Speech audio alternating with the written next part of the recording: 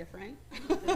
I'm used to just looking at like a little webcam, you know, as I do my thing. Now I actually have people to look at. So, okay, so this is more geared. I asked Miss Robin, I don't know, I had a couple ideas in my head, and I actually had one full outline written out, but I don't think I'm going to do that. That one would have been more like all-encompassing as far as single ladies, younger girls. But I asked her specifically what kind of moms or what kind of ladies that she had in your guys' church. So I want to ask a question. Okay, so there's things called first-generation Christians, second-generation Christians, third-generation Christians, so on and so forth. My husband is like a fourth or fifth generation Christian. It goes really far back with him. I'm second generation Christian, which means my mom got saved when I was a baby and raised me in a Christian home. So how many do we have here? How many ladies with children do we have that are first generation? You were not raised in a Christian home. Okay, yeah. And then how many do we have that were raised in a Christian home? So second, third generation. All right, so the majority is first generation Christians. And that tends to be the type of lady that comes to listen to my show, is first generation Christians. And that just means they don't know where to start with all this stuff. They don't know, I've never been, you know, I wasn't raised in a home where I was taught about God. I wasn't raised in a home where I was disciplined. I wasn't raised in a home where there was structure and rules. So where do I even start? So that's kind of the idea that we came up with, is just kind of a crash course into parenting. So this will not apply to like, you know, the front row here as much, but just put it in your head. Maybe when you get married and you have kids, you can kind of think about this, you know, and this is also for YouTube land, for the ladies that listen, that just, I know I've done this topic before, but here's what's going to be different. Okay, now you guys have to work with me on this, okay? Don't be shy. Remember, just pretend like nothing, there's no camera, Miss Robin, nothing's going on. I would love for Miss Robin to come up here too at the end. At the end, I did this at my church and I really liked it, and I wish I would have been recording it because it turned out so good, and I'm like, man, I wish that would have been in Gently Led Sisters. At a bridal shower, I gave some marriage advice that I had learned over 20 some years, and then at the end, I went around the room and I had all the ladies give the best tip, best marriage tip. So what I want you ladies to do at the end, I want you to come up, don't be shy, just pretend we're talking right here. I want you to come up and give the best parenting tip that you would give to someone that maybe is new at this. They have a new baby, they don't know where to begin. I want you to give the best parenting tip to them. Do you think you can do that?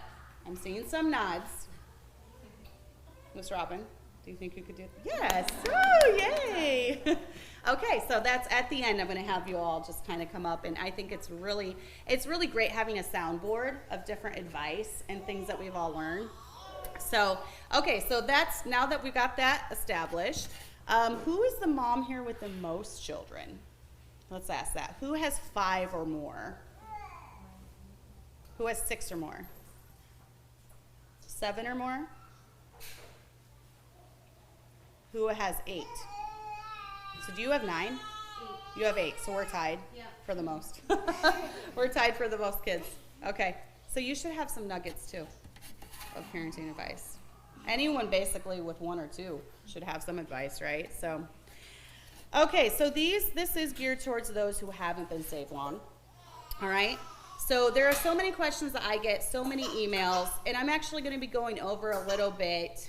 I don't know if you've seen me in action. You probably haven't seen me in action much when it comes to my 2-year-old, because as I'm going to go over in this lesson, I tend to be very private when it comes to training and, you know, taking them aside and dealing with them when they're throwing fits. I tend to be more private when it comes to that, which we'll go over in this, which I think it's good for you to do that for your kids' sake.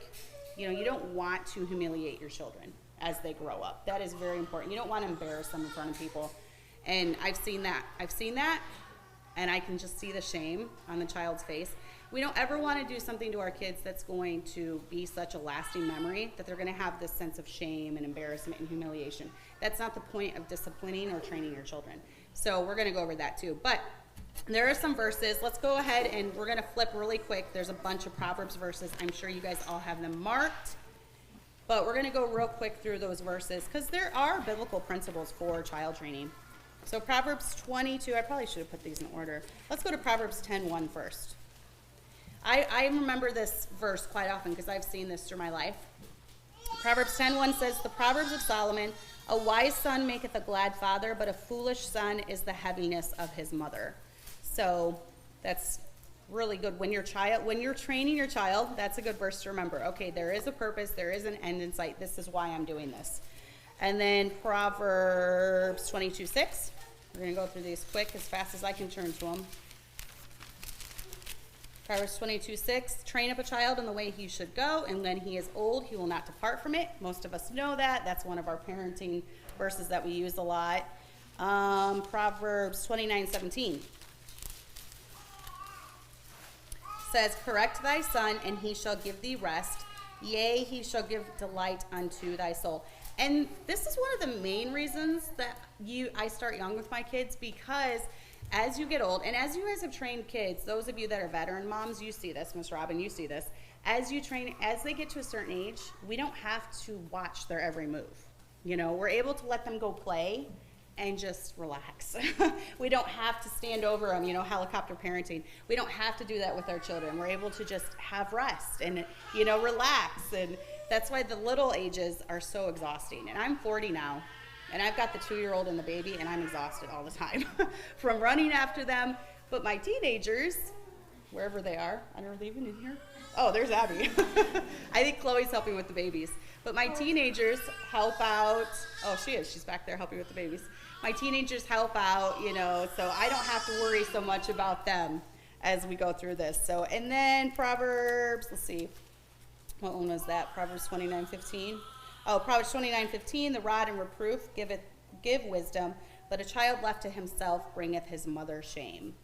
So, and that's one of the things when you've got, if you're a stay-at-home mom in here, or if you're a stay-at-home mom and you're listening, you're very, very blessed because you don't have to leave your children in the care of others, and you can, you know, correct them when they need it. You can train them up. So the ones that oftentimes get overlooked or they fall into bad habits are the ones who have working moms and they're in daycare and they're not being trained. So consider it a blessing if you're a stay-at-home mom for sure.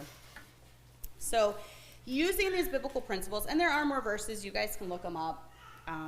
It's really easy to find verses about training up your child, using the rod of reproof, all that stuff. So there are lots of verses about that. But using these principles, why do we use correction? You know, I'm going to go over some of the whys, the wheres. I'm even going to go to how to do it because I literally have moms that have never spanked their kids.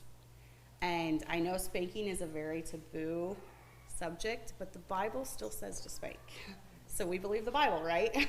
So we're going to do the Bible. It's not outlawed in the United States. You know, obviously, I am not an advocate of child abuse. I have to throw that out there. Do not abuse your kids. Do not beat your children. There is a way to do it.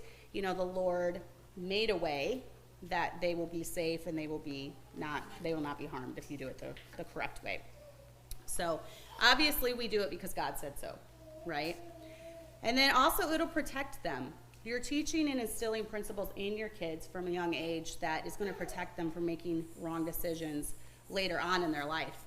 And you know, one of the things for me, I believe it shows them that sin has consequences. So all throughout the Bible, we see that, you know, God talks about if you do this, this is going to happen. If you do this, this is going to happen. So with our own children, we're showing them, you know, if you lie, this is going to happen. If you disobey, this is going to happen. You know, if you do this, this is going to happen. Because even after they're 18, they're going to have that in their life. If you steal, the law is going to be, you know, the disciplinarian. The law is going to arrest you. The law is going to throw you in jail. So it's very important that they get this in their mind. If they never have consequences for anything they do, they're going to grow up with that mindset. And then when they're 16, 17, 18, that's going to come out. They're not going to think there's any consequences for any behavior. They can live life the way that they want. So that's very important. And then it'll bring you rest, just like that verse that we talked about. Once you start training your kids, you're going to notice improvement. I mean, I've been at it now. She'll be 3 in January, and there's already a vast improvement now from a year ago. Because Kelly is a little spitfire. Kelly's learning, though, because there's things that we do and a process that I follow when I discipline her, which I'll share with you. And I really believe the most important ages, I don't know, Miss Robin, I don't know what you think, but I really believe the most important ages for child training are like 1 to 5.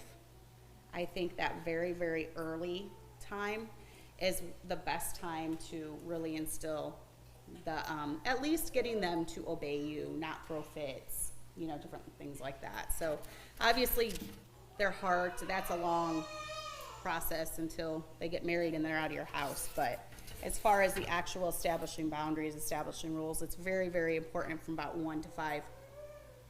So here are some of the things that I do, starting pretty young. I don't know if you have noticed, but I've been pretty picky about my kids' sleep. And I know this is a family camp, so this is a little different than normal. But when you're at home and you're in an established routine, I am super picky about sleep. I have found that with families in my church, a lot of the behavioral problems stem from lack of sleep. Kids need lots and lots and lots and lots of sleep. So I do have my kids on a sleep schedule. We have them sleep trained. I say we because Abby and Chloe helped me out in this area because we had to all kind of work together because sometimes they're giving them naps, sometimes I'm giving them naps. So we had them all sleep. I had them perfectly sleep trained before this week. So this has kind of messed it up a little bit, but we'll get back to it when we go home. So they need a lot of sleep. Their brains are growing. And you're thinking, what does that have to do with training your kids? But sleep will help your kids. Sleep will help your kids obey better, listen better. So I'm a big advocate of lots of sleep. Also a schedule, loose schedule. I'm not a super tight scheduled person, but we pretty much do everything about the same every day, don't we? As far as like when we get up, when we do school, when they take naps, when we eat. You know, we kind of follow a loose schedule. I know you do too, Cassie, because you've been like, it's nap time. And you're big with sleep too, because I've seen your posts where you're talking about putting them down for nap, quiet time. And that's another thing too, if you have older kids, it's always good to have a quiet time during the day where even if the little ones are sleeping, they're reading a book. That just gives you peace of mind. It helps you rest. That's super important too. Routine. And then also teaching character and hard work early. So no matter how young your kids are, they can learn work ethic. They can learn how to just keep them with you. You know, we're stay-at-home moms. We have that luxury, and it is a luxury. So, you know, teach them to unload the dishwasher, teach them to sweep, teach them to do all these little things, and that's going to instill work ethic. And I can see with some of you, a lot of you, almost all of you, I've seen all of you helping out, all the girls, even the ones helping with my kids. That helps a lot too, the Guzman girls helping with my kids, and the Boyle, you know, Erica, and all of you girls in there sweeping the kitchen. You know, that shows work ethic. It shows that your parents have instilled that in you. So that's really good. But where do you ladies, this is a given, where do you think most of the training takes place? Exactly. Home is the main training ground. I have seen it, believe it or not. I call it grandstanding parenting.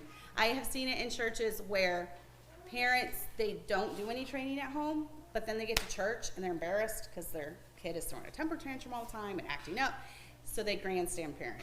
They like grab the kid and, yeah, I'm gonna show you, you know, I discipline my kid, I beat my kid, you know. It's called grandstanding parenting. Most of the training should not be taking place in the church, but obviously there are times. We've had almost every morning here, Kelly has decided when we were eating breakfast or any meal that she wants to go play in the swings by herself. Almost every single time. And she starts throwing a fit. So what I have done is I take her back to that bathroom. I find that, you know, you like to find a nice little place here. You know, maybe it's, I don't know where those doors go, but maybe a little room. I take her back there and I explain, no, and you're throwing a fit, so you're getting, and as soon as, I don't know, you guys can notice if I'm doing this, because she'll say, I'm done, Mommy, I'm done, because she knows where we're going. So I explain, you're throwing a fit, and we don't throw fits, we don't get her way. No one's out there. I'm doing this to protect you. I explain all of this, even though she's only 2, because kids are smarter than you think. So I explain everything as I'm doing it, and you're getting spanked now. And so then I spank her, I explain, you know, I did it, and then we don't usually leave until she's done crying. I don't like my kids crying in front of people. We've always been really picky about throwing fits in stores. That's a big no-no in our house. So if they throw a fit in a store, what I do, I leave the store. Abby, do you remember when we were younger And we'd be like at Aldi's, and we'd have like an actual cart full of stuff, and I would have to take you guys out to the van. I'd leave the cart, and I'd actually go out to the van, deal with the problem, and then I'd go back in. And I had one older lady stop me one time, and she was like, I just wanted to tell you, I am so appreciative that you didn't let your child throw a fit in the store. You took your child out and you dealt with it, and then you came back in. And that just encouraged me as a young mom, because I was like in my early 20s, that someone had noticed. You know, she's like, usually they just go through here, they're screaming, and it's an older lady. So she probably is, you know, seeing younger parents kind of drop the ball when it comes to child training. So we've done that many times. But my thing is, I try to keep it as private as possible. I don't want to make a show of it. I don't even want people to know I'm doing it. It's just, for me, especially as they get older, they get very embarrassed even if you verbally correct them. Don't you, Abby? Yes. If you verbally correct them in front of people, they get very embarrassed. And the goal is not to embarrass them. The goal is to teach them character and them have it in their heart, not be embarrassed. You know, you don't want to shame them. Who here likes to be socially shamed for not wearing a mask? You know, you don't want to socially shame your kids too. So keep it as privately as possible. Never make it be a show. We don't discipline to feed or elevate our own ego or show people how great of a parent we are. We are disciplining to raise kids who fear God and realize that there are consequences for sin. You know, that's the main reason that we're disciplining. So how do we discipline? Just remember that balance is the key, okay?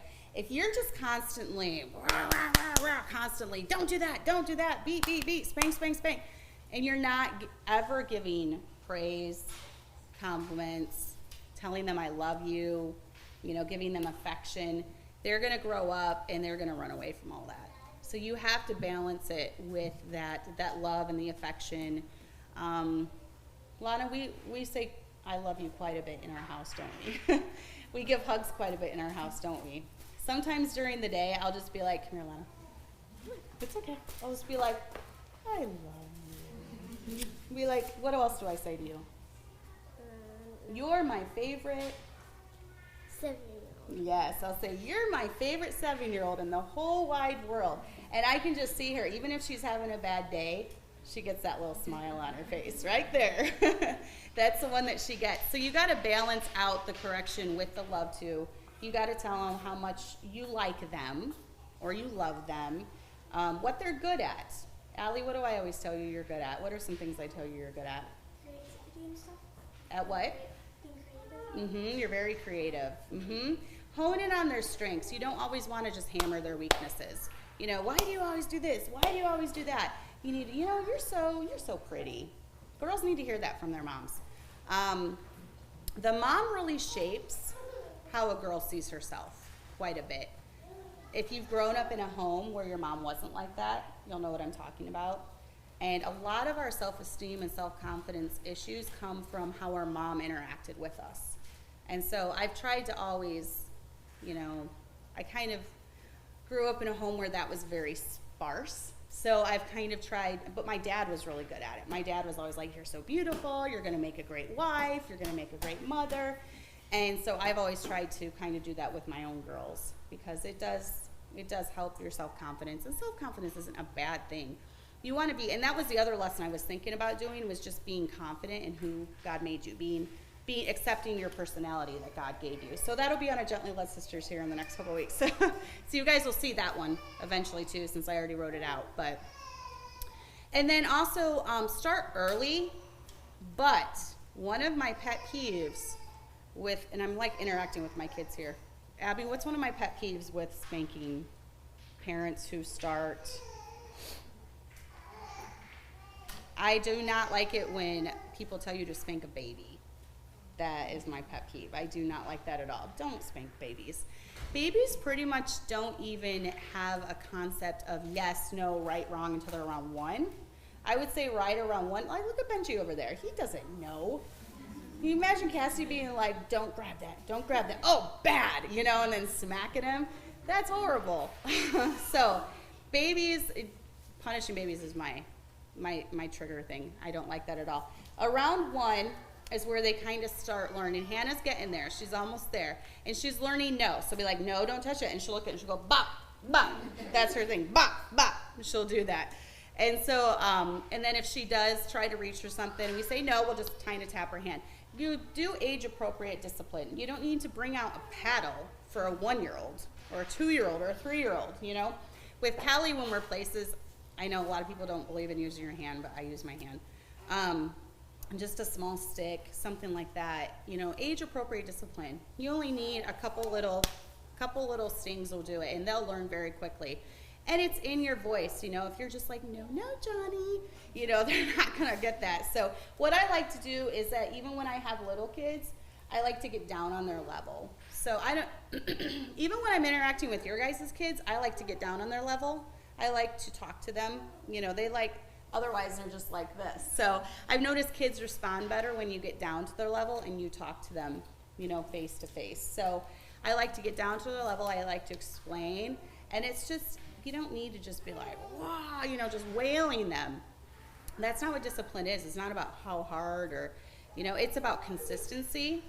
And that is another thing I wanted to talk about was, we'll talk about that at the end. But around 1, babies seem to develop a mind of their own. And so just a quick swat, you know, on their upper thigh is enough. It can show them that fits aren't acceptable. The fit throwing is what I don't like. I don't like the temper tantrums, the fit throwing. So we try to nip that in the bud super, super early.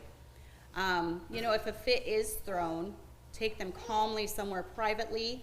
Calmly tell them why they're getting spanked, then give it to them. Explain, you know, we're going to calm down, you know. And then by 5 or 6, I would say fits should be pretty rare. I mean, Maddie is 6, right, Cassie? I think it's safe to say she's probably not throwing fits anymore. I mean, I'm not talking about pouting because she doesn't get something. That's not really a fit. I'm talking about no, screaming, crying, kicking. Do you do that? That's good. She says she doesn't do it. So yeah, by her age, maybe even 3 or 4, most kids have caught on. I've had a couple pretty strong-willed ones. By 5 or 6, I still had to nip it in the bud a little bit, but a few of my kids have been pretty easy. By 3 or 4, they're done. They're done with the fit throwing. So, you know, they have to learn that they don't get everything they want. As adults, we don't get everything I want. So as a kid, they need to learn they don't get everything they want. So, if they're still doing it, maybe Maddie has a bad week and she decides to throw a temper tantrum. So Cassie's like, okay, I gotta, you know, nip this in the bud. So I've done before what I call a week of boot camp. And that's pretty much where the entire week I keep that child with me. So I'd be like, Maddie, come here, let's go cook. Okay, Maddie, let's go clean the living room. All right, Maddie, you vacuum while I do this. Okay, so you just keep them at your hip. And then if there's any bad attitudes, she's like, I don't want to vacuum. You know, if she starts to fit, then you discipline her. You know, so it's a way to just discipline immediately. If you see things, do you like me using you as an example? Yeah. It's just a way to just kind of nip things in the bud as soon as they pop up. So when I had lots of little kids, I did this quite often. I don't know if any of my older kids remember this, but I would just keep them with me all the time. So they would do everything with me. But then there's some good points in that too, because then that means even when I go places, so we'd have like a little date. So then it would be, you know, like one-on-one time. And I've noticed by the end of a few days or a week, it's improved drastically. So sometimes them like, you know, throwing fits is just kind of a cry and they need more attention. They need more one-on-one time with mom. So take that into consideration too if they start doing that. But one of my biggest things with discipline, and I'm almost done, and then it's going to be your guys' turn, so keep thinking, pick your battles and consistency. I have seen moms who, they don't want their kid to have a cookie. I don't think it's a big deal. That would not be a battle for me. I'd be like, here's the cookie, go play. They'd go play. So they're, no, you're not getting a cookie. But I want a cookie. So for the next 30 minutes, the kid is screaming and crying, I want a cookie, no. I want a cookie, no. I want a cookie, no. 45 minutes of that as we're all listening to the screaming, I want a cookie, no. I want a cookie, no. Fine, here's the cookie. And then all is well. 45 minutes of listening to your child scream, no cookie, and then you give them the cookie. That's why they do it. That's why they scream for 45 minutes until you give in, because you've given in once. So for me, I pick my battles. A cookie's not worth it. Here's the cookie. Okay, going outside by yourself, playing by yourself, for me, that's a battle, which is why every morning we've had the battle. And you know what? This morning she didn't even ask. You know what she did this morning? This is day 3. We were sitting there eating. She finished her food. She saw kids start running out, and she said, "Mama, kids are going outside playing. Can I go?" So it clicked finally. She realized, I can't go outside by myself, but when there's kids outside playing, I can go. So by day 3, she's learned. Okay, so we only had 2 times where I had to take her back and deal with her. So she's learned. So that for me is a battle. Disobedience is a good battle. There was one story, who was it, Chloe? Dad likes to tell. Yeah, it was bedtime, and we always have this routine where we're getting ready for bed. And they would always go in the boys' room, and then we had the bathroom, and then we had to go through our room to get to their room. So they were in the boys' room praying, and Chloe walked by the bathroom, and she looked in there, and for some reason, she wanted something in the bathroom. I don't know what it was. And she said, "I want that." And my husband said, "No, it's time for bed." And she said, "I want that."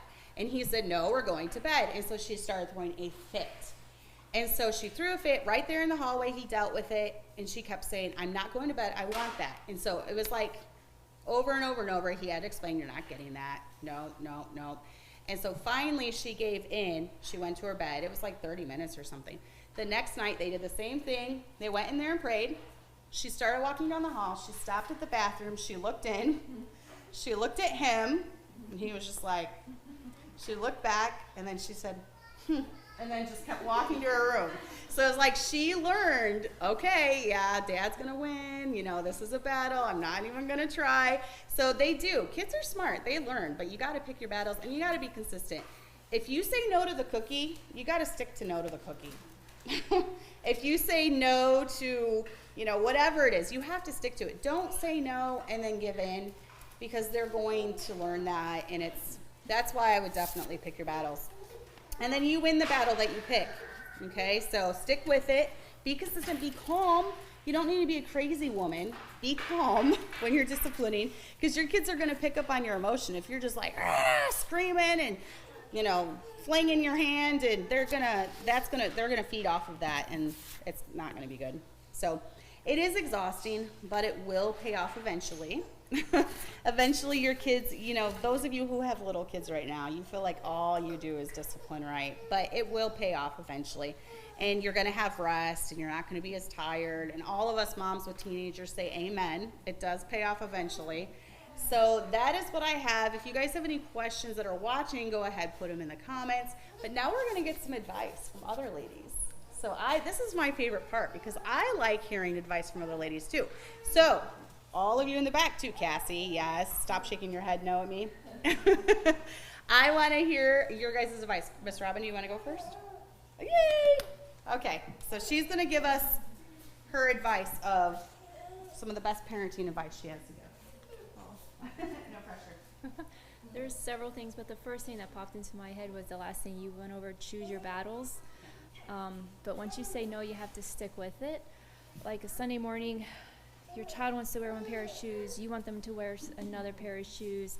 They want to wear this shirt, this dress, you're like, yeah, I'd rather you wear this dress. Okay, you can wear those shoes. Do you really want to deal with a battle over a pair of shoes on a Sunday morning? No. Mm-hmm. So you choose your battles, but once you say no, you can't do that, you have to stick with it. Or they're going to scream for 45 minutes until you say yes. So you have to choose your battles. And the second thing that I thought of was, because I have older kids, when they're little, you're going to have those moments like, oh my goodness. Okay, sometimes you're just going to have to put the dirty dishes aside and the dirty house aside, and you're just going to have to play with your kids, and you're just going to have to spend time with them and do what they want to do, because the next thing you know, they're taller than you, and you're going to wish for them to be little again, and you're going to wish for them to sit on your lap, and so you're just going to have to, all right, okay, I'm just going to stop doing what I'm doing and go spend time with my kids, because they need mommy time. Can't just be, sometimes I'm like clean all the time, I'm just doing, but no, my kids need me too, especially when they're little, so you're going to have to stop what you're doing and spend time with them, and choose your battles was the one thing that I thought of, so. Very good. Yeah. Good advice. All right, next. Just keep going.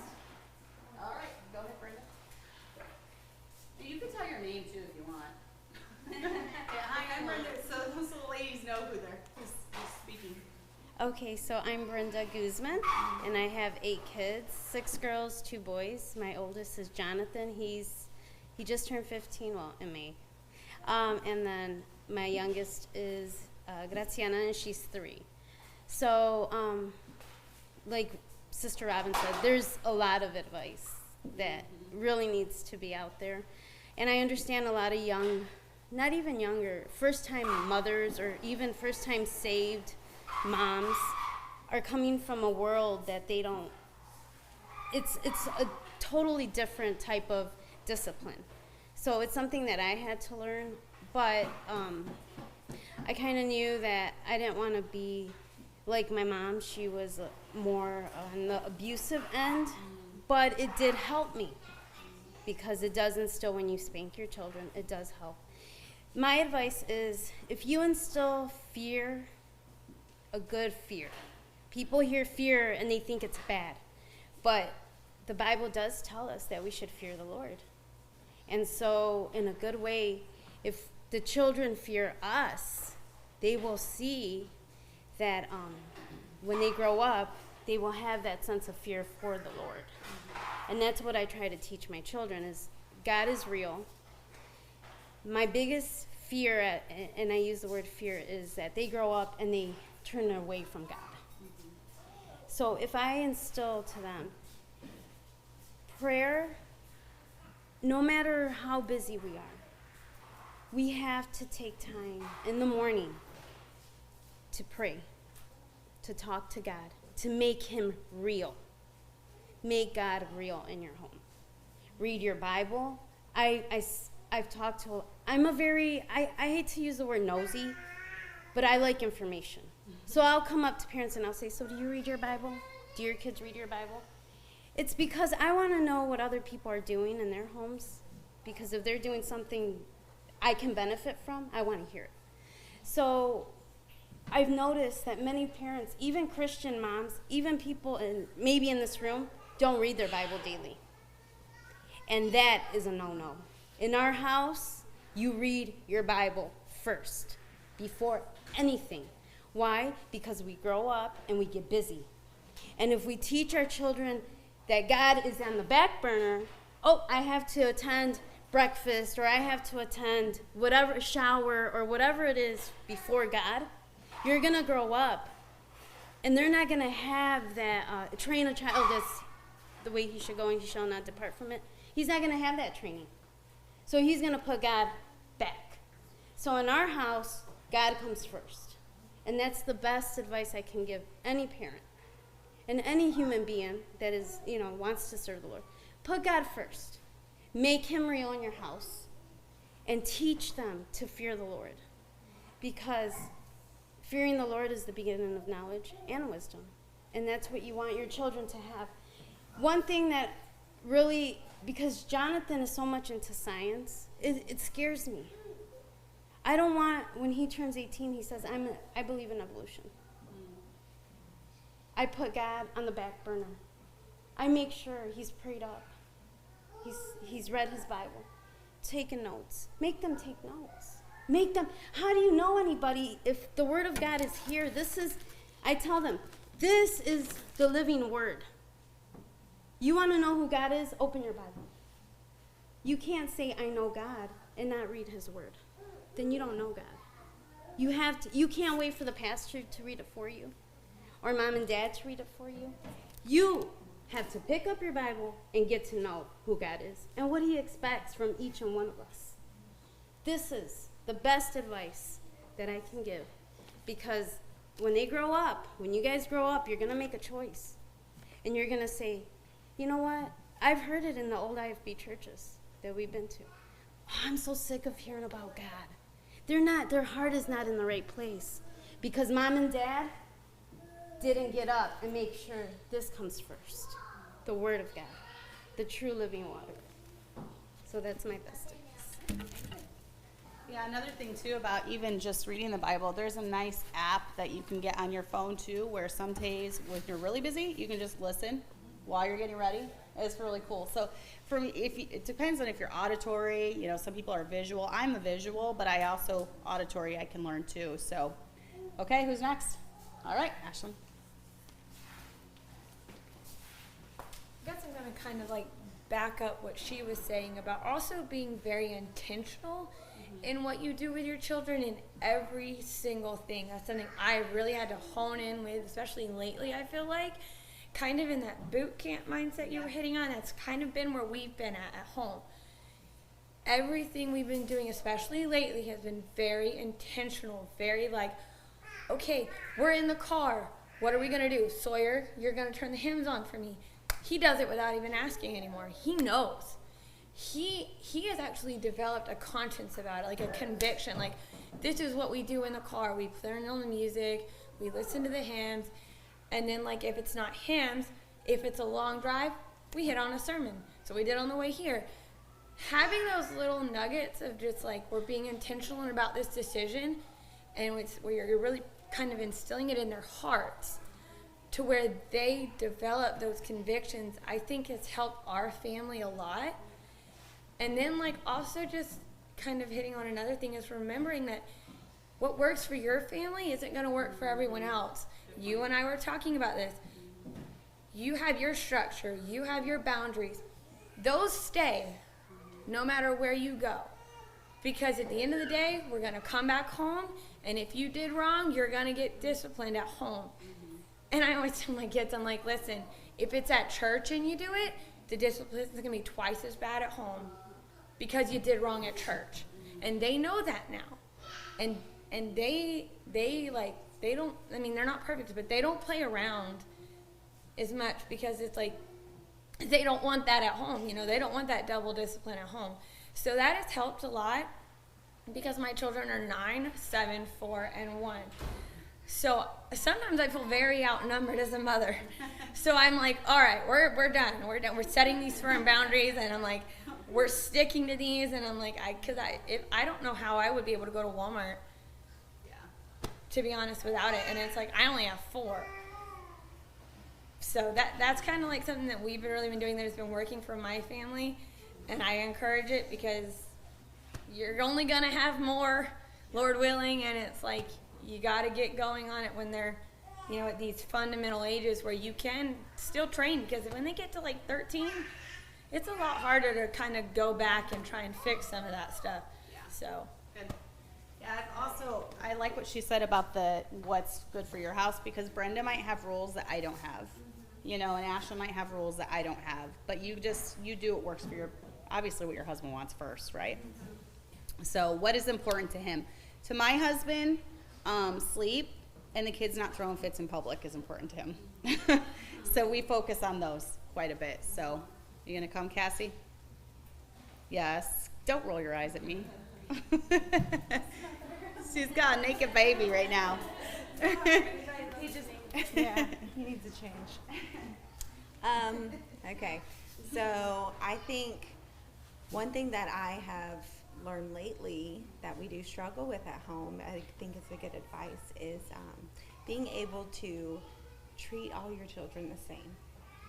Discipline. I don't like stuff like that. It's okay. It's just us.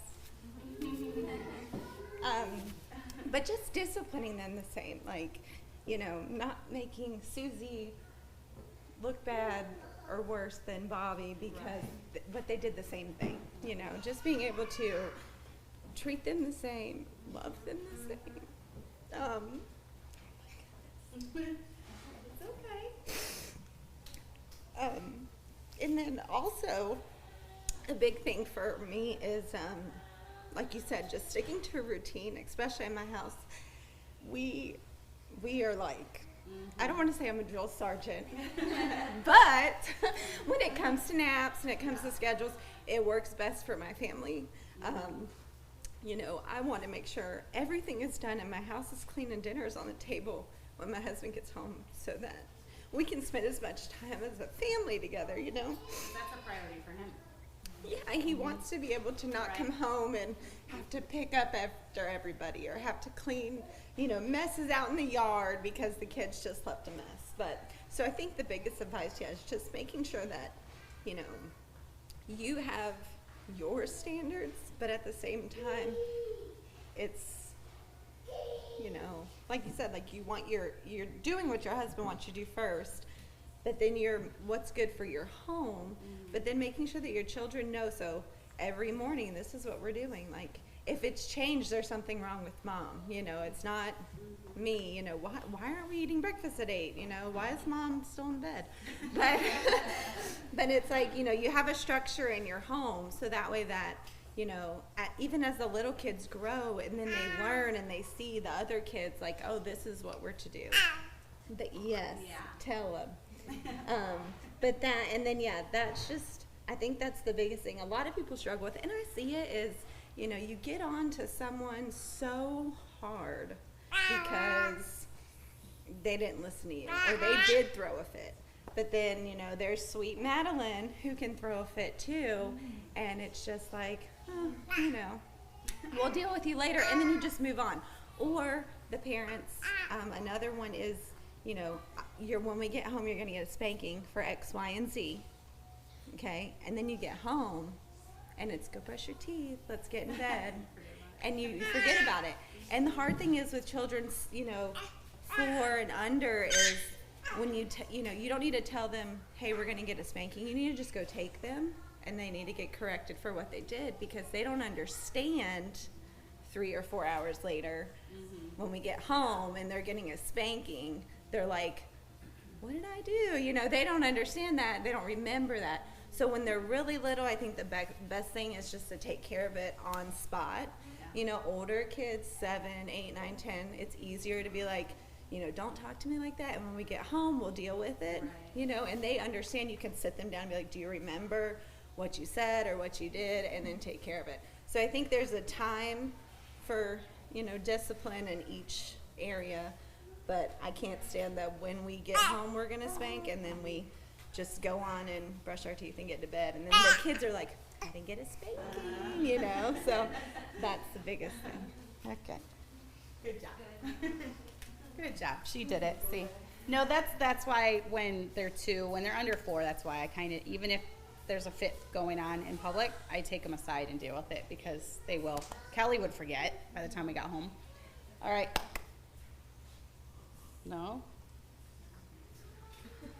Are you the oldest mother in here right now? So we need to get some advice from you. Come on, older women teaching younger women. Let's go. It's biblical.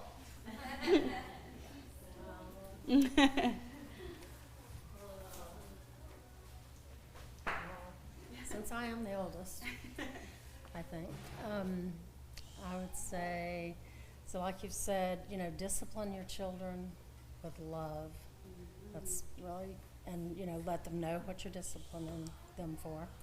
And,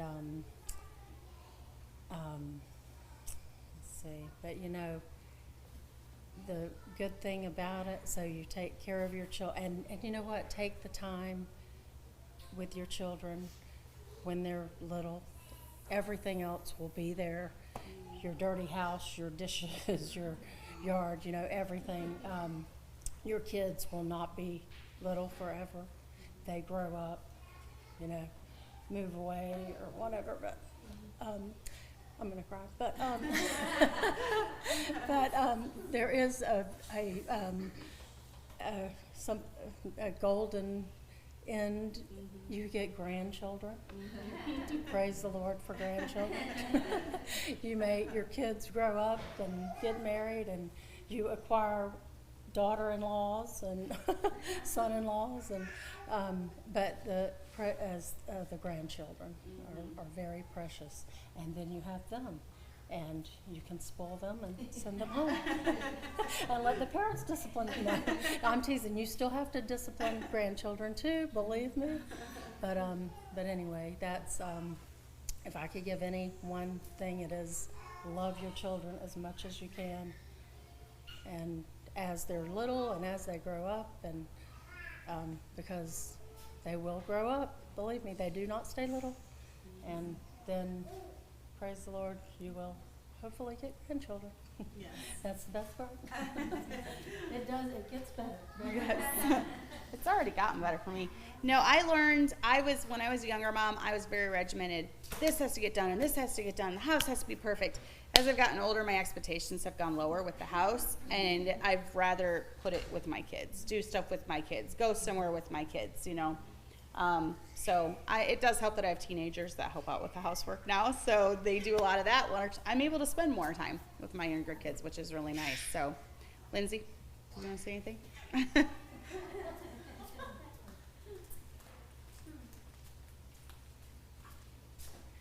Too short for this thing.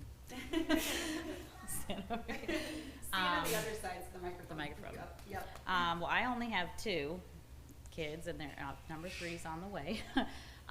But for me, this is advice that I had actually heard was, you know, if you see people, especially in church, their kids are acting a certain way, or you see, you know, the result that you like, find out what did they do. Talk to that person. Sometimes I don't like to just go and ask, but that's advice that I heard, and I have to try to listen to that advice myself. And then also, especially because I'm a first-generation Christian, is to give myself grace, because I mess up a lot. And my husband and I already know, thinking back to when our daughter was really little, tons of mistakes that we made that I still feel guilty for. And so just to not show my kids that I think I'm perfect. And I have already apologized to my 3-year-old tons of times. Seriously, I mean, because I mess up all the time. So I'm trying to learn, and like I said, look at, you know, kids that are behaving right, and, you know, what did their parents do. And I'm grateful to be at a church where we have tons of kids, so you can definitely see, you know, how moms deal with their kids. But yeah, giving myself grace, because mom guilt is real from day one. As soon as that baby comes out, you are already feeling guilty for something.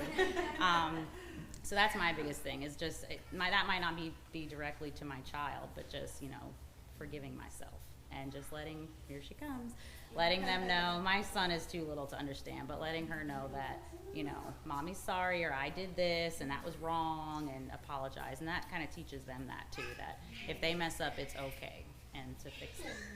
You gonna come say hi? This is Emma. Say hi. But those are my two big things. All right, come on. All right, I love that advice. Very, very good, very good. Brother Cameron's wife. I still don't remember your name. Do you know Victoria? No. She's like, I'm not even getting on camera. I'm standing back here behind the camera. All right, we got anyone else? No. Oh, okay, good. Yay, Morgan. I'm learning your name. See, okay, so Victoria. You're very elegant. So my heart feels like it's about to explode out of my chest right now, but I didn't plan on sharing any advice, but actually going off of kind of what Cassie shared. And I agree with all the consistency and disciplining while they're young and all those things is all advice that I would give to other moms. I do have 3, mine are older. But I would say, you know, going off of what Cassie said, and again, what you said is the main discipline takes place in the home. Who is in the home the majority of the time? You want your house in order, and you want certain things to be done the way your husband likes them, but your husband shouldn't have to come home at the end of the day and be the main disciplinarian. And so going off of what other people said about, you know, oh, you're getting a spanking when we get home. Another thing to keep in mind is you don't want it to always be when dad gets home, you know, he's going to spank you for this, this, this, and this. For one, when they're little, they don't understand why dad's coming home. He hasn't been home all day. And the first thing dad has to do is be bad guy and go in and correct. Now, there's a time and place for dad to correct, and obviously dad should stand behind mom and support, and they should have common goals when it comes to rearing the children. But you shouldn't just avoid your responsibility as a mother, you know, to just put it off on dad when dad gets home after working all day. And dad's always the bad guy as soon as he walks in, you know. And if you're having a lot of trouble and you've been disciplining this child all day, dad be like, this has been the battle, and it's just, you know, one after the next. So I need your help on this. If this child starts doing this, like maybe you can step in. This is what I've been saying. This is what I've been teaching. This is what I've been doing for discipline. And get dad on board with that and be on the same page. But don't make dad the bad guy as soon as he walks in. Because as mothers, that is our job. As a stay-at-home mom, fulfilling the role that God has given you, it's our job mainly to raise those children.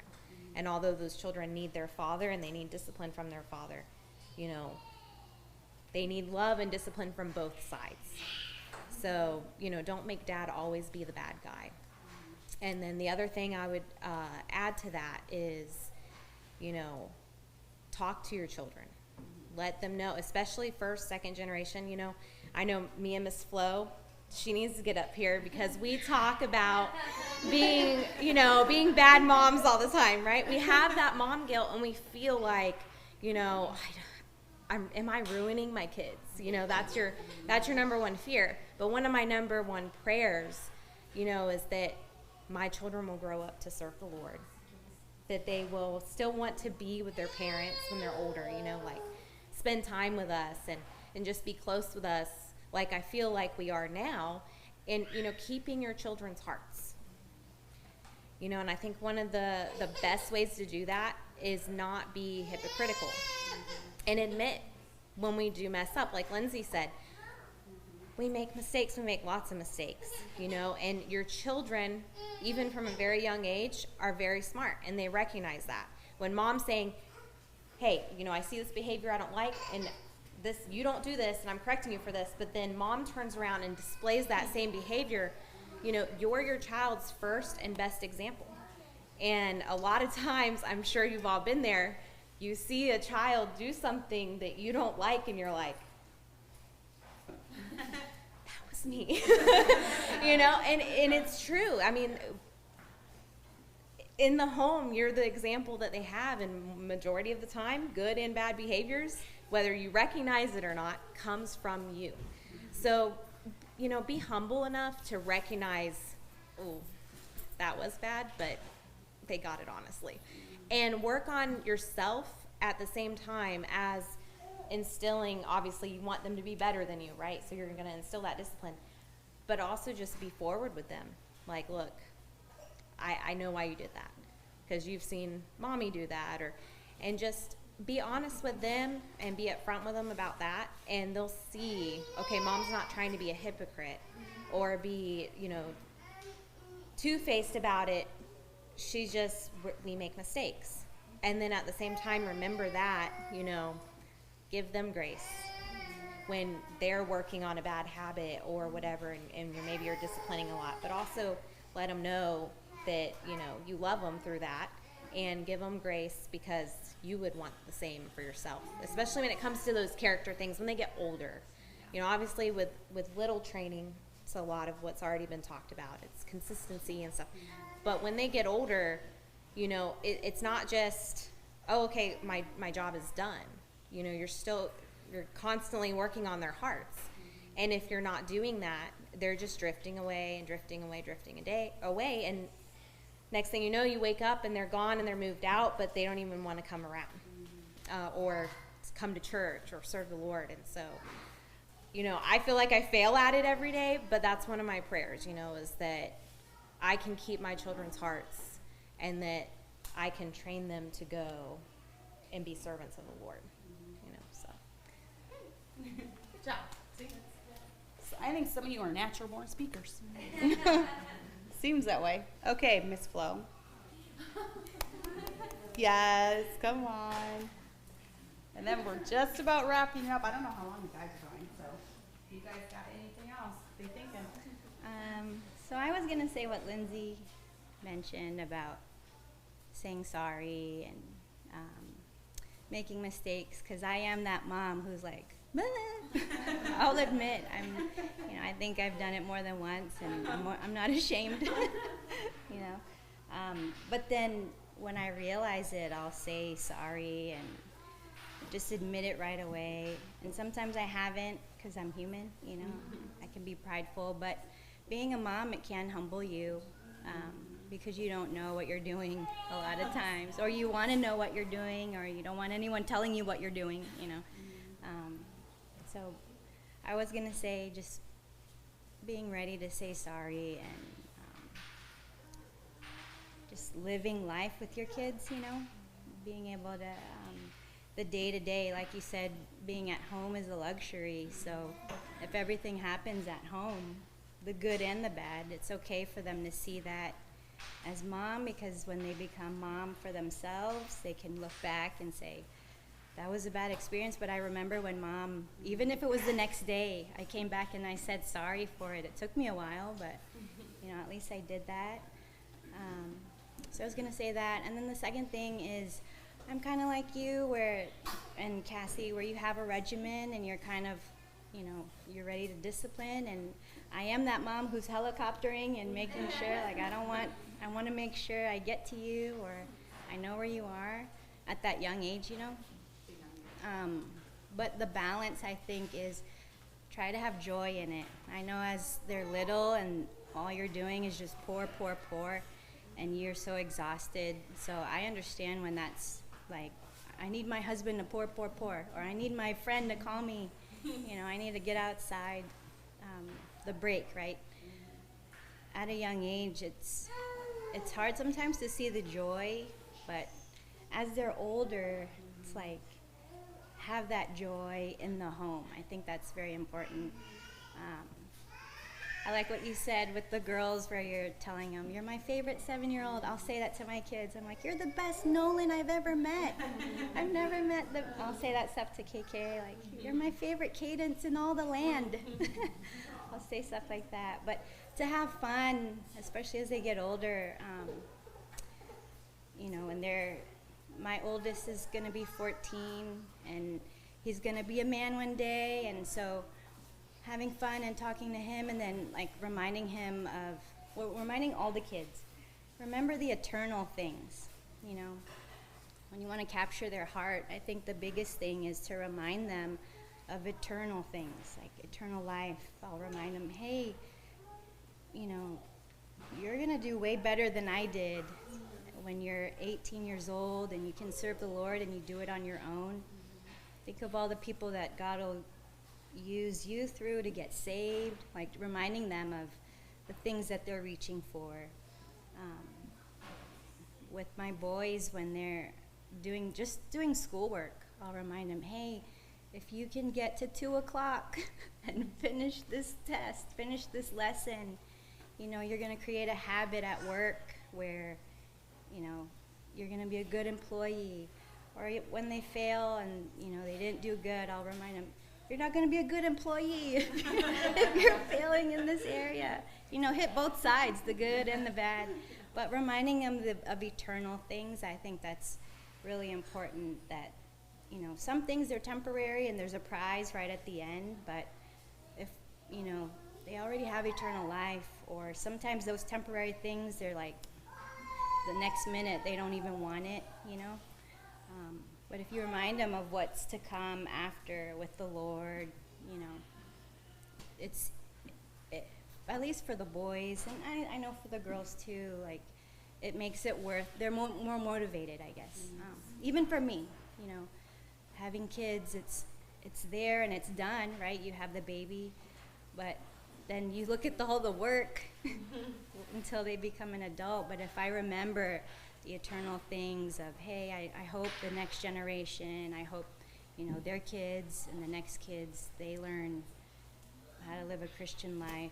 You give them the sight of, you know, what's to come later on. I think that's important to instill, especially when they're older, because then you can talk to them too. You know, you have this conversation and you can hear what they say. At this age, they're more like, you know, they don't really have much to say, but when they get older, I believe they'll have more.